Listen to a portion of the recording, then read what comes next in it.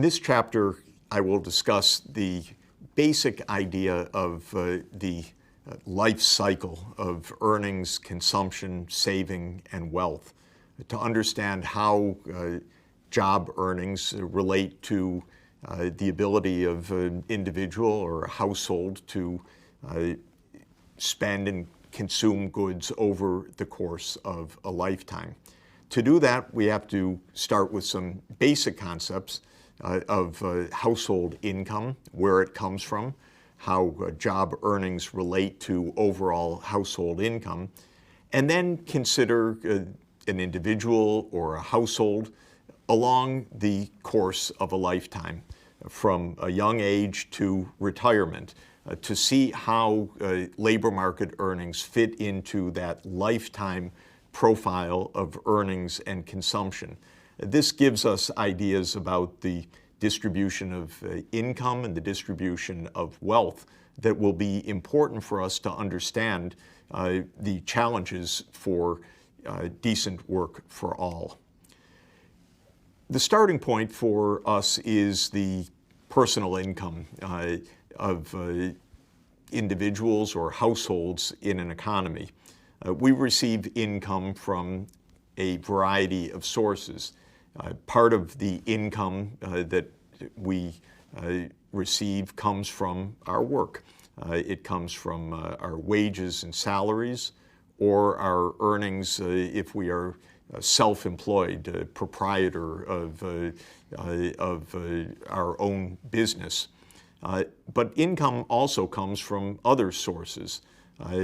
We may have saved money in the bank or invested in bonds or in stocks, in which case there can be interest earnings or dividend payments from the financial assets that we have accumulated.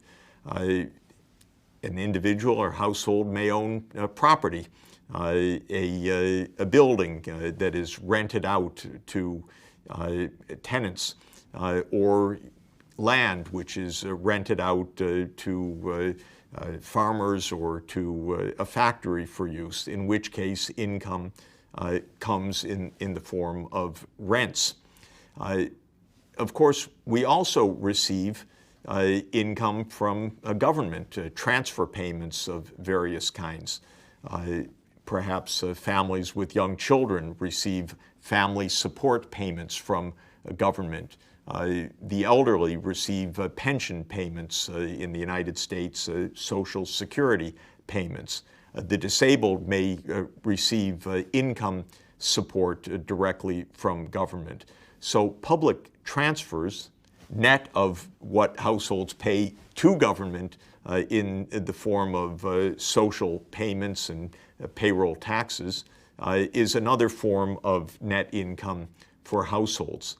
If we look at the United States in 2018, the most recent year of full data, we can look at the sources of personal income for households in the United States, and we find that of the roughly $18 trillion of personal income earned by the 120 million or so households in the United States, about 70% of that household income indeed comes from the earnings of workers as employed by companies or by self-proprietors, that is, people in their own business. But it is labor market earnings, where the question of their job will be central to the level and the kinds and security of compensation that they're receiving. About 20% of the personal income of households comes from profits and rents. So the ownership of financial assets that may return interest payments or dividend payments from companies, and the rental income that can be earned on real estate or other kinds of property. About 10% of the personal income of American households comes from government social transfers, disability payments, Social Security for the elderly, health care payments from the government, net of the taxes or contributions that households make to government in order to finance those transfers. So thinking of the 100% of personal income, fully 70%, nearly 3/4 of the personal income comes from earnings in the labor market. That is the focus of decent work. The remaining 30% is divided between returns to financial wealth, one of the sources of inequality in our societies, and the social payments from government, one of the ways that government actively ensures social protection for all, fights extreme poverty, and can use public policy to diminish income inequality. Now, let's discuss the relationship of the household's personal income and its financial wealth. And for that, we need just to have the clear concepts in mind. A household has, say, bank account earnings and perhaps investment in a home or investment in stocks or bonds, and that constitutes the wealth of the household in any given year. So consider the amount of financial wealth that a household starts with at the beginning of a year T, we'll call it. T could be 2020, 2021, 2022. During that year, households will have income of the kinds that I've just discussed, earnings in the labor market, returns to their wealth holdings, transfers from the government. Of that income during the year, households will spend a part of that. They may spend all of it, they may spend a fraction of it, or they may actually spend even more than all of the income that they are receiving. Now, if they spend all of it, the wealth that they will have at the end of the year will basically be the wealth that they started with at the beginning of the year. If they spend and consume less than their income during the year and save the balance, they will build their financial wealth. So the wealth at the end of the year will be equal to the starting wealth plus the income during the year minus the consumption spending during the year, and that will lead to an amount of wealth at the end of the year or the beginning of the following year. So the basic concept we have is that the change of financial wealth from one year to the next is equal to the saving of that year, which is the excess of income earned by the household over the consumption spending of the household during that year. So hold that in mind as we now think about a lifetime. An individual that when young is going to school and not at work, then enters the workforce and works for some decades, and then perhaps retires at age 65 or age 70, and after that is not any longer earning income from the labor market, but has accumulated wealth that can be used for consumption during the retirement years. So in order to depict that, it's convenient to think about three stages of this life cycle, as we call it: youth, working age, and retirement. Youth is the period of schooling. Maybe there's a little bit of part-time work, but not very much in labor market earnings. Then comes the working age, where workers earn most of their household income through their wages and salaries or their self-employment income. And then comes the retirement years when they are no longer earning income. And these three different levels of earnings are shown here by the green lines for these three ages of the household. Now, for these three phases of life, people are eating and consuming and enjoying life and enjoying recreation and tourism and having their living quarters and travel and transport costs and other dimensions of their consumption spending. And that level of consumption spending will be smoother over the lifetime than these variations in the earnings in the workforce. During youth, people consume even though they're not earning very much in the labor market. They may be helped by their parents, or they may take out student loans in order to be able to make ends meet in the case of the United States and some other countries. But consumption will tend to be higher than labor market earnings during young age. Then comes the period of working age, perhaps age 20 to 25 as the starting point, to age 65, say, as the beginning of retirement years. During that period, consumption will be higher than it was at youth, but all of those expenditures during young age will continue during the working age. Households will tend to be earning more than they consume, partly to pay off the debts that they accumulated when young, and also to save for those retirement years that they know will be coming after the age of 65. Then, when retirement comes, consumption spending will diminish a bit. For example, spending on the commuting costs to work. But other kinds of consumption for leisure, recreation, travel may, of course, increase, and other spending on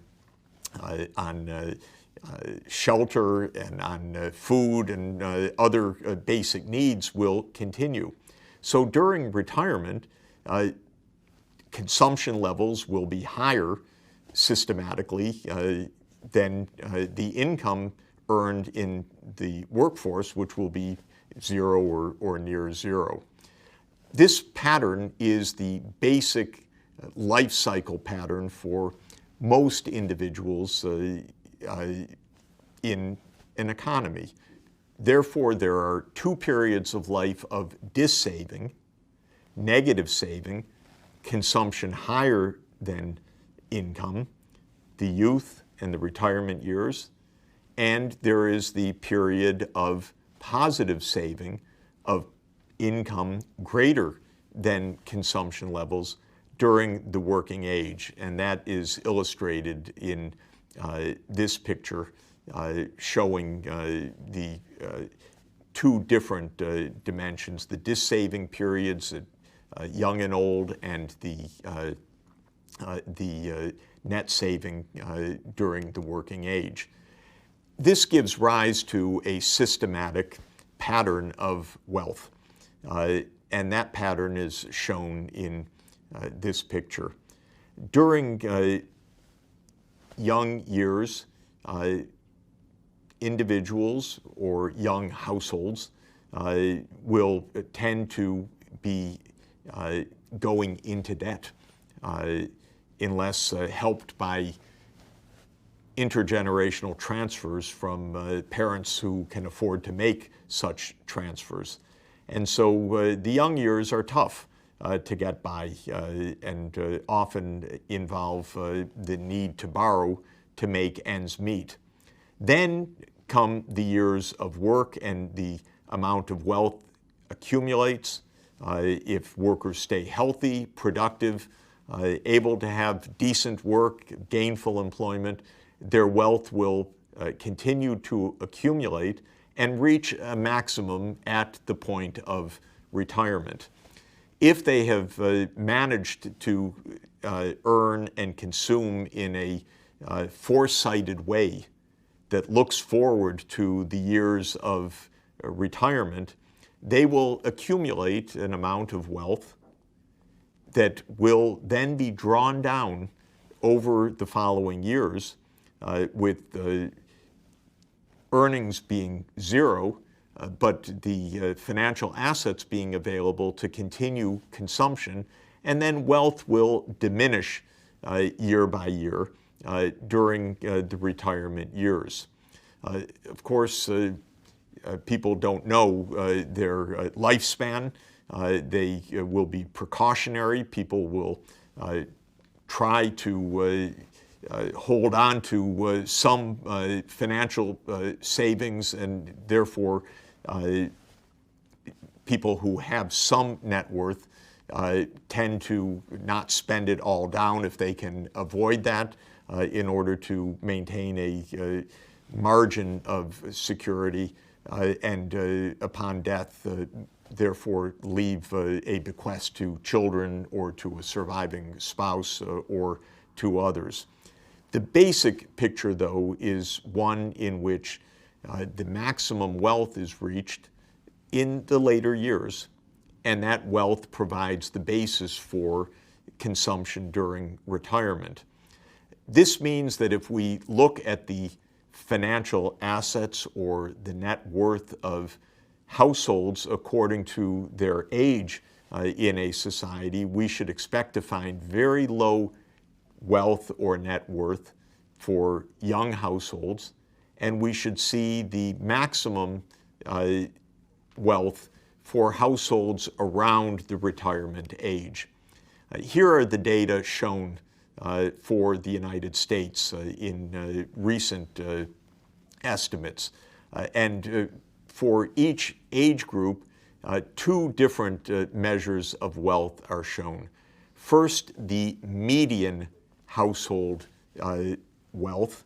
And median household wealth means that if you have 100 households, you take the household in the middle position, the 50th position, and also the average wealth of households. The average wealth is higher than the median wealth because a small proportion of households has a vast fortune typically, and therefore if you average that wealth across all of the households, the average is much higher than the household in the middle. If I walk into a room with Bill Gates, and a few of us walk into a room with Bill Gates, the median net worth is not very high, but the average net worth is that we're all billionaires. So this is the difference of the blue and the green shown on the slide.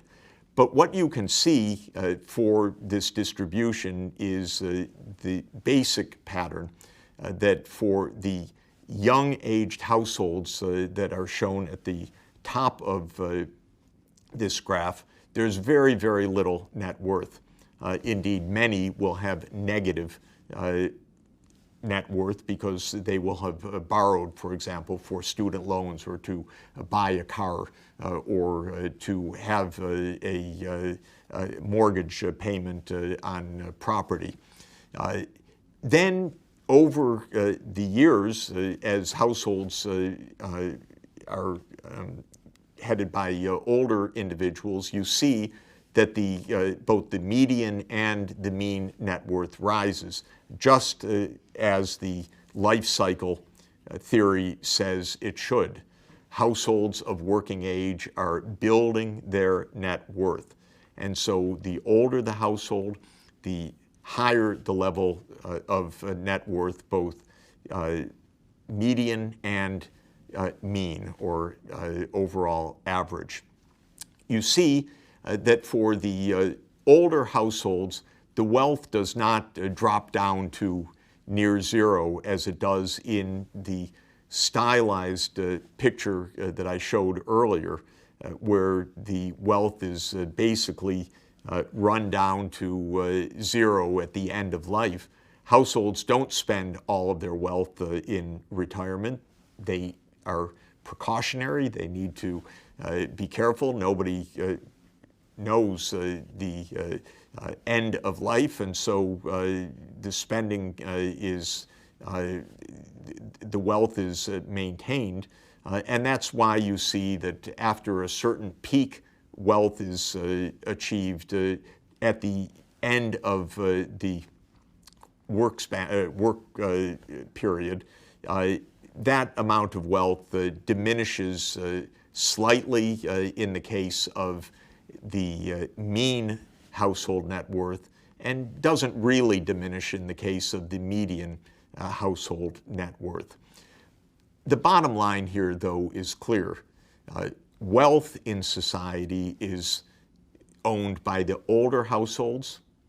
Young people have their labor. That's what they contribute in the labor market. They build wealth over time. We'll see when we discuss how technological change affects the distribution of income between profits and wages. This will have a big effect on the distribution of income between generations, because when technological changes raise profits but lower wages, which automation tends to do, the benefits go to the wealth holders who own the machines and the factories. They're the older generation, and the losses are incurred by the young who don't have financial wealth but only their labor to sell on the labor market.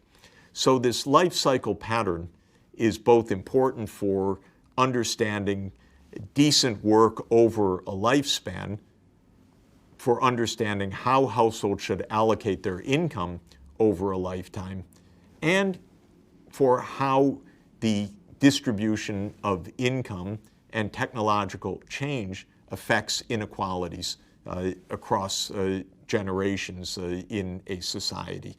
More of that in the following chapters.